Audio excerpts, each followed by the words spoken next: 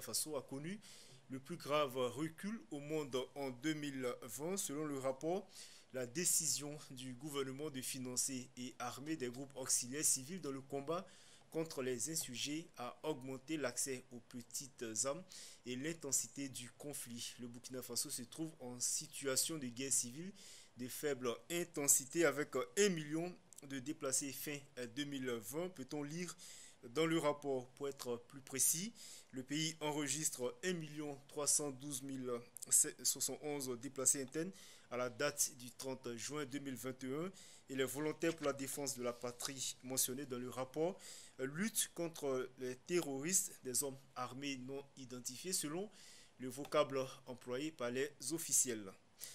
La prévention des conflits par le recours au ressort culturel est l'un des objectifs de l'association Racine. L'association réunie en assemblée générale ce samedi 17 juillet à Ouagadougou a réaffirmé l'impérativité et l'urgence de l'élaboration et la mise en œuvre d'un statut de la chefferie traditionnelle. Un tel outil, selon l'association, permettra de définir la place, le rôle, les droits et les devoirs des personnes garantes de la tradition et fera d'eux des politiques citoyens sans parti pris. C'est le souhait du secrétaire général de l'association, Albert Ouedraogo. Explication d'Oumadier Rodriguez.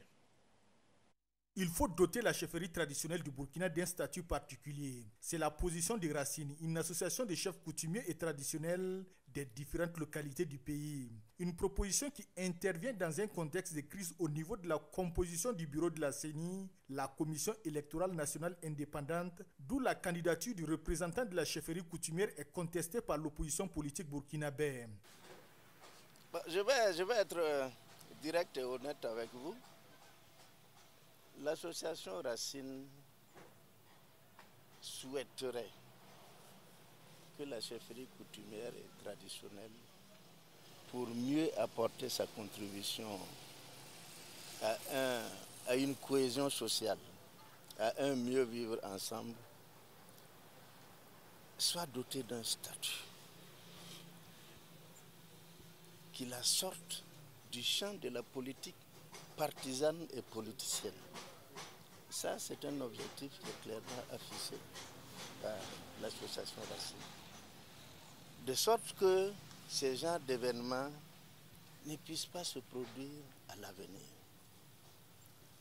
C'est ce que nous pouvons dire. En clair, l'association Racine n'est pas contre le fait que les chefs coutumiers et traditionnels fassent la politique. Mieux, elle souhaite un quota qui permettrait à ces chefs coutumiers de faire de la politique sans forcément appartenir à un parti politique. Nous voulons que les chefs fassent de la politique, mais de la politique citoyenne. Et donc, de ce point de vue, il ne serait pas surprenant de notre part de voir un chef conseiller municipal ou même député, mais pas en tant que député ou conseiller municipal d'un parti politique.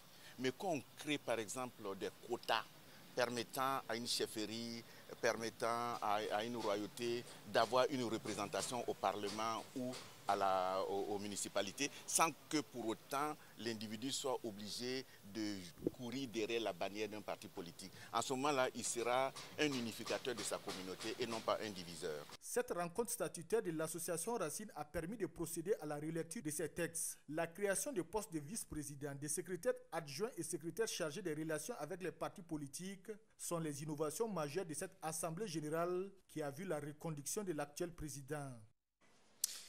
Le rôle de l'enseignant dans la lutte contre les fléaux sociaux en milieu scolaire développé dans le cadre d'une conférence publique initiée par l'IDS, l'Institut des sciences, au profit de ses élèves futurs professeurs. Les relations enseignants-élèves et les comportements qui peuvent miner ces relations ont été développés par le conférencier Ismaël Ouedraogo. On fait le point avec Abel Yermanga. Nous sommes en train de nous activer. L'amphi de 700 places de l'IDS, l'Institut des sciences, est noir du monde. Des élèves professeurs prêts pour certains à aller sur le terrain de l'enseignement.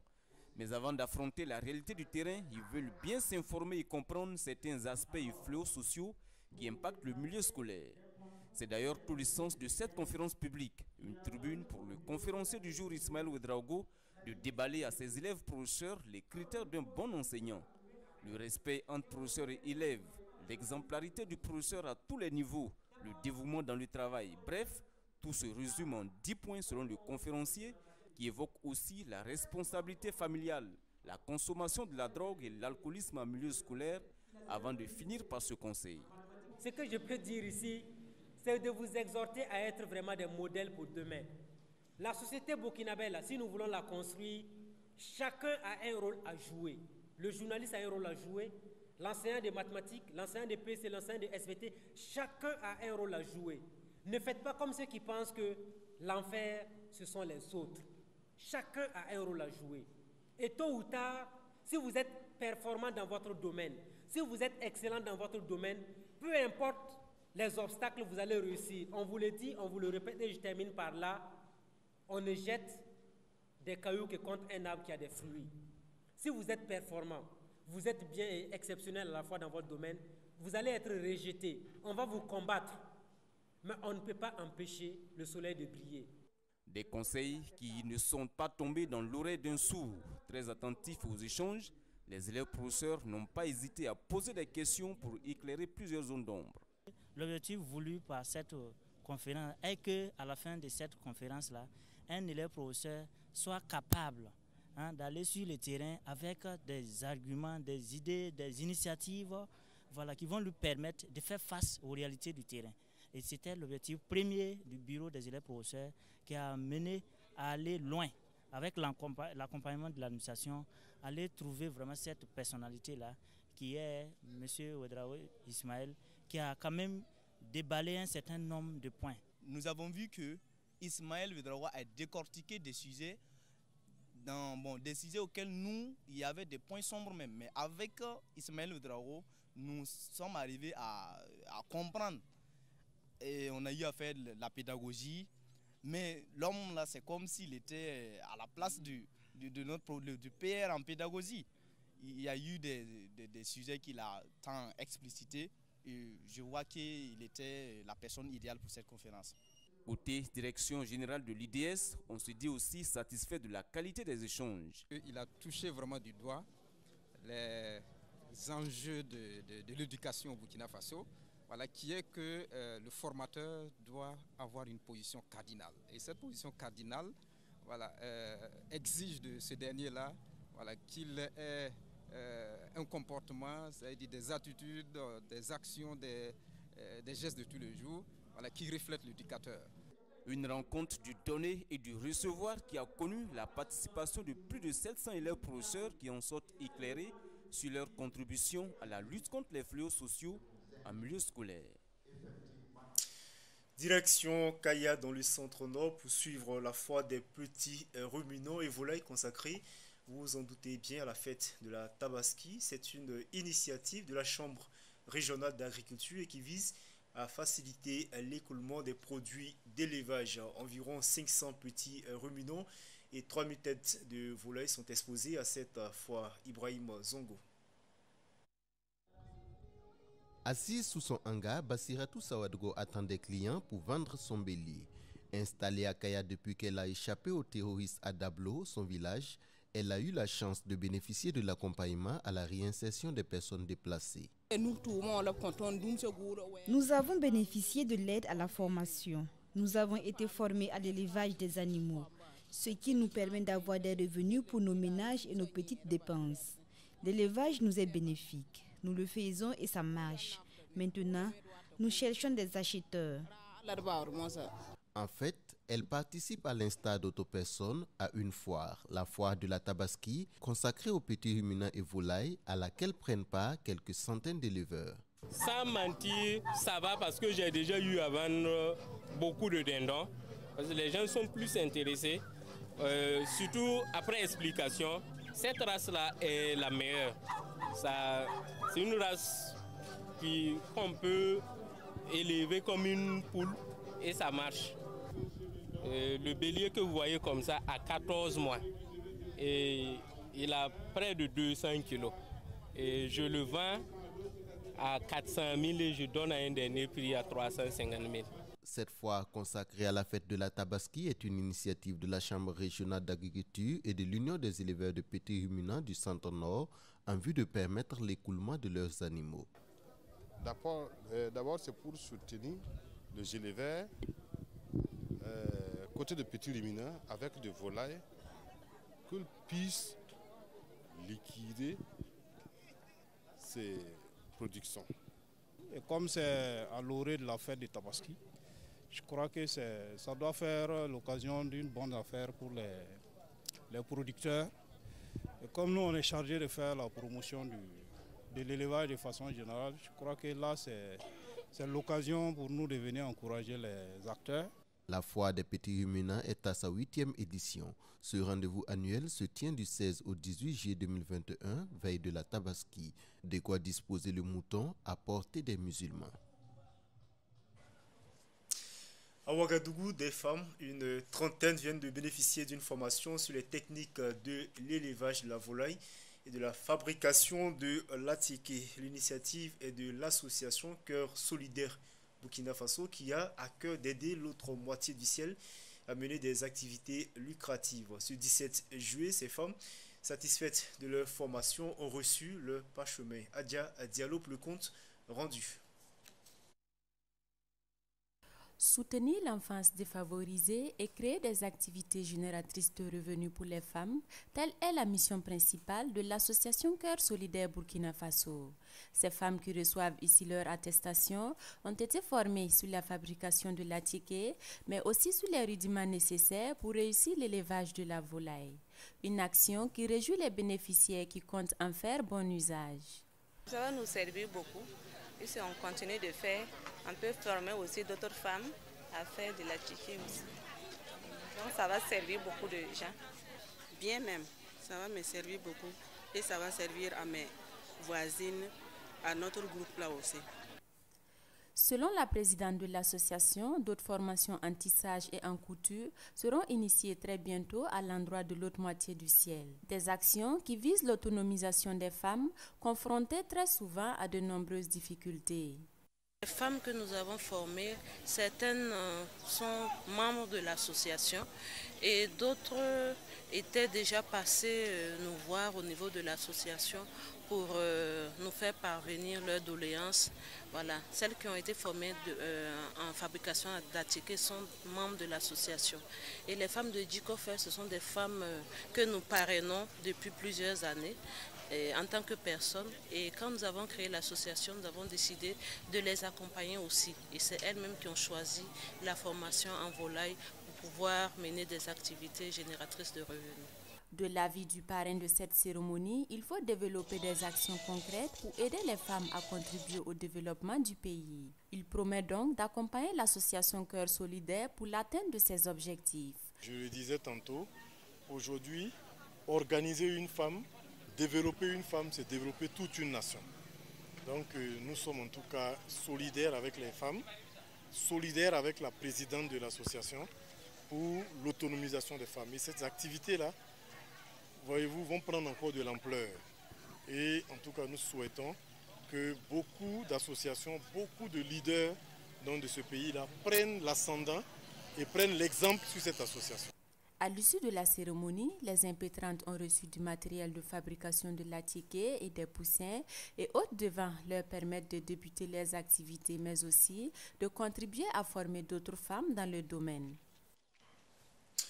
C'est une scène de désolation après le passage d'un feu qui a ravagé le cabinet de Maître Prosper Farama, avocat dans plusieurs dossiers, dont ceux de Thomas Sankara et de Norbert Zongo. C'est plus de 20 années d'exercice professionnel partis en fumée, ou presque. N'eût été la solidarité agissante du voisinage et l'arrivée de la première équipe des sapeurs-pompiers. Le constat de Doumadier Rodriguez.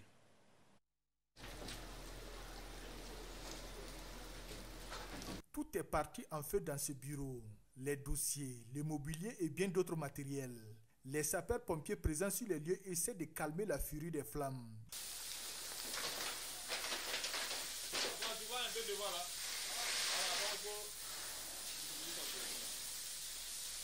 Nous sommes au cabinet de Maître Prosper Farama où un incendie s'est déclaré dans l'après-midi de ce 17 juillet. Selon les témoins, l'incendie est parti du toit où des travaux y avaient été effectués quelques heures avant.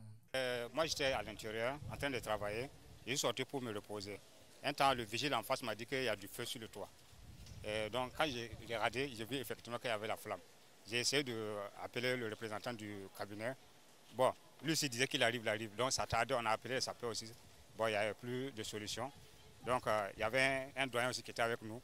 Donc on a pris l'assurance maintenant de casser pour pouvoir évacuer certains documents. C'est juste sur le toit même. C'est sur le toit que le feu a commencé. Donc quand il a dit qu'il y a le feu sur le toit, effectivement j'ai regardé, il y avait du feu. Je suis parti arrêter le compteur de l'électricité. Il y avait des gens qui faisaient de l'étanchéité. Donc quand ces gens-là sont partis, après 1 heure et quelques, je suis sorti pour me reposer. Le vigile en face m'a dit qu'il y a du feu. Le feu aurait déclenché autour de 16 heures selon les témoins oculaires. La coupure d'eau dans les quartiers et le temps mis par les sapeurs-pompiers pour arriver sur les lieux n'ont pas permis de circonscrire à temps les flammes, explique Napom. Puisqu'il y a une coupure d'eau dans la zone, donc on pouvait pas, l'ONEA ne marche pas. On était obligé de passer autrement pour évacuer le matériel. Les bureaux, en tout cas le haut là, presque tous les bureaux ont été touchés. Puisque maintenant pour se mettre pour avoir l'accès, le plafond s'est effondré, donc on ne peut plus avoir l'accès au bureau du maître. Et ce qui est inadmissible est qu'on ne peut pas comprendre qu'il y a un cabinet, il y a une maison en feu et que les soldats de feu mettent 2 heures pour arriver. C'est inadmissible. Vous voyez? Ce qui montre que dans ce pays-là, personne n'est en sécurité. Personne n'est en sécurité. Même les sapeurs-pompiers, quand vous les appelez même pour venir prendre un blessé, ça met du temps. Mais ça, c'est un incendie qui peut occasionner des vies humaines. Et malgré tout ce temps, 2 heures d'attente. Sous le choc, Maître Farama s'est réservé de tout commentaire. Grâce à la solidarité agissante des habitants du quartier et des amis de Maître Farama qui sont arrivés promptement sur les lieux, le pire a pu être évité et le peu qu'on pouvait sauver a pu l'être. Oui, c'est la tristesse. Vous voyez la taille de la documentation, la taille des papiers. C'est plus de 20 années d'exercice professionnel qui est en feu et vous ne pouvez pas imaginer donc le préjudice. Pour l'instant, dès que je suis arrivé sur les lieux, ce qui me préoccupait le plus, c'était de chercher à sauver ce qui est encore existant.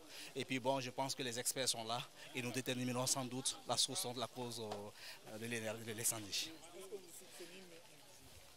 Écoutez, c'est comme je vous l'ai dit, ma première préoccupation en arrivant sur ces lieux, c'est déjà de chercher à sauver ce qui existe. Et puis dans tous les cas après, lorsque j'aurai donc les renseignements sur les circonstances dans lesquelles cet incendie a démarré, on pourra donc se faire une opinion.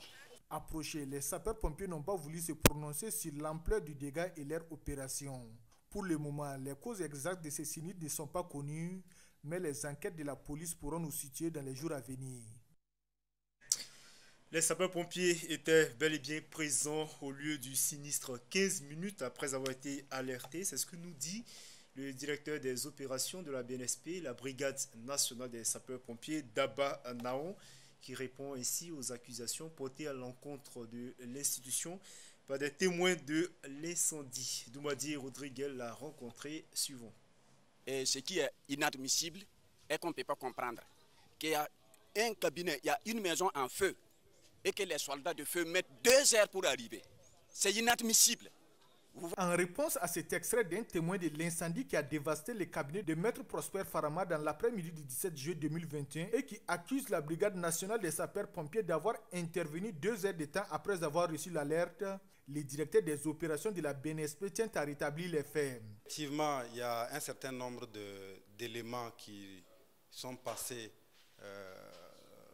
en information, mais il faut dire que les sapeurs-pompiers ont été joint au téléphone à 16h57 et le premier camion de sapeurs-pompiers est arrivé donc sur les lieux 15 minutes après.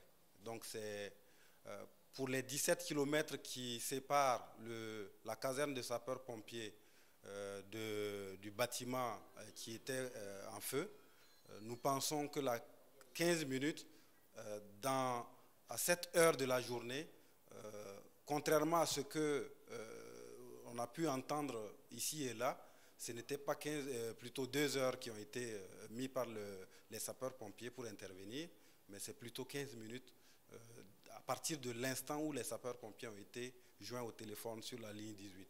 Pour parler de l'intervention précise d'hier, en réalité, il y a eu 15 minutes maximum qui ont été mises par les sapeurs-pompiers pour intervenir sur ce bâtiment. L'officier supérieur de l'armée demande par la même occasion l'indulgence et la patience des populations et les invite du même coup à faciliter le travail des soldats du feu. La BNSP Foi de Daban-Naouan travaille quotidiennement à assurer sa mission régalienne. Voyez-vous, les sapeurs-pompiers sont des professionnels du secours d'urgence. Et comme un dévancier le disait, s'adressant donc à toutes les personnes qui peuvent avoir à bénéficier des prestations des sapeurs-pompiers, le pompier dit « Je souhaite que tu m'alertes par les moyens les plus rapides et les plus sûrs ». Mais plus loin, dans l'éthique professionnelle du pompier, il est dit « Les minutes d'attente vont apparaître très longues pour celui qui demande nos secours ». Et donc, pour une situation comme celle-là, un témoin peut avoir aperçu les flammes au-dessus donc du bâtiment. Et lorsque on essaie de joindre les sapeurs-pompiers, au bout d'un certain temps, quand on gagne les sapeurs-pompiers, naturellement, avant qu'ils arrivent réellement sur l'adresse, on a l'impression que le temps mis, c'est une éternité. Donc, ce sont des situations qui peuvent justifier que cette impression de temps long soit constatée au niveau donc des personnes qui sollicitent les services de secours. Sauver ou périr, telle est la devise des soldats du feu qui souhaitent l'accompagnement de la population pour l'atteinte de leurs objectifs. Pour ce faire, la BNSP invite les uns et les autres d'éviter d'occuper inutilement sa ligne, toute chose qui impacte négativement sa capacité d'intervention et qui occasionne d'énormes dommages aux personnes dans les besoins. En culture, la compagnie Marbayassa a annoncé ce 17 juillet le début des activités du projet Trait d'Union, un projet qui vise le renforcement de la structuration et de la professionnalisation des métiers de la culture. 45 jeunes de 17 à 30 ans sont retenus pour participer à cette formation. Le compte-rendu est signé Moniratou Saint-Pourri. Trait d'Union, c'est le nouveau projet de formation théâtrale lancé par la compagnie Marbayassa au profit de jeunes comédiens et comédiennes. Un projet qui entend apporter sa touche dans la promotion et le renforcement des capacités dans les métiers des arts, de la scène et du cinéma. Il y a des gens qui sont dans le métier et qui ne savent pas quelle branche ils veulent adopter par rapport au cinéma. Il y a le jeu d'acteur, il y a la caméra, il y a la réalisation, il y a les costumiers, les maquilleurs, il y a tout un lot de branches dans le cinéma. Donc, en leur offrant cette formation, chaque jeune saura ce qu'il veut faire. Et s'ils choisissent, nous, ici, comme on est déjà une compagnie de théâtre, on peut essayer de les guider et apporter notre aide. Ce sont 45 jeunes de 17 à 30 ans qui sont retenus pour participer à cette formation à l'issue de l'appel à candidature lancé par la compagnie Marbayassa. À la base, on devait prendre 30 jeunes, mais maintenant nous sommes à 45 parce que la demande était forte. Donc ceux qui peuvent en bénéficier, c'est ceux qui sont déjà sélectionnés. Ceux qui vont donner les formations, ça va être les formateurs on les a approchés et avoir leur disponibilité et savoir s'ils peuvent venir apporter leur aide. Il y a Justin Windiga, il y a Georgette Paré, on pense à M. Gaston Caboret qui va sûrement venir en octobre, mais pas en août, pour la deuxième session. Trait d'Union se déroule dans 3 provinces que sont le centre-ouest et les Hauts-Bassins. La compagnie Marbayassa est active depuis 1995. Elle a pour principale mission la promotion du théâtre et le cinéma dans toutes ses dimensions. Voilà qui met fin à cette édition. Merci de l'avoir suivi. Merci de votre fidélité au programme de Burkina Info.